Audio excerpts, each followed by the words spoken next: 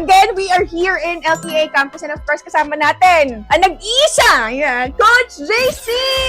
Woo! Ayan, syempre from LZR Capital. He is the founder ng isa sa mga pinakamalaki nating community, Forex community here in the Philippines. And ngayon, syempre, makakausap natin, mai-interview natin siya kasi napaka-controversial din naman ng tao na to. Kasi, syempre, ang dami ring mga basher, syempre, naninira, dyan, no? So ngayon, aalamin na natin ang katotohanan. Tama, no? So sabi nila, Coach JC, kumikita ka lang daw sa affiliate, di ka naman daw pumapaldo. Yun nga eh. So, anong pang pag-uusapan natin? Well, what if sabihin ko sa inyo sa parehas? Ay! Gusto ko yan!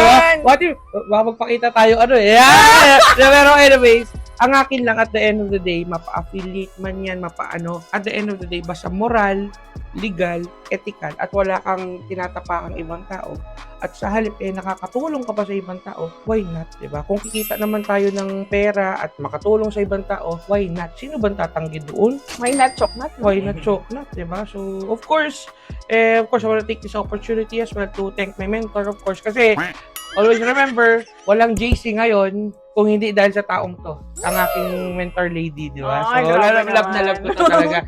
At hindi ako mabubuo ng ganito kung di mo rin ako tinulungan. Nabuo ka? Diba? Nabuo. Yes! Pero pinakain ba? Nakabuo pala ako ng ganito. Anak mo pala ako no? Diba? So, yun. Coach JC, tama naman yung sinabi nga, di ba? Pwede ka naman kumita parehas, di ba? Kasi definitely, Coach JC, talaga napakahusay niya kasi talaga yung community niya sobrang solid talaga and it's been established for like more than a year already. And so far, yung mga grupo niya, nandyan, nag-i-stay. Kasi talagang kung siguro hindi naman sila happy, hindi naman sila siguro sila mag-i-stay, di ba? So, ibig sabihin lang talaga yan, they're very happy and contented. And syempre, pumapaldo din talaga. Kasi, as you all know, yung community ni Coach JC, mga nag-resign. Nag-early retirement, di ba? Yes. So, sa mga trabaho nila, merong engineer, merong businessman. Businessman, seafarer, all walks of life actually nandito na. Nandun sa community niya. Ayan, nakakatuwa kasi talagang kinalimutan na nilang lahat ng trabaho nila. Nag-focus sila sa trading and right now, pinaka-main source of income nila is trading. Imagine niyo yun. Posible pala yun.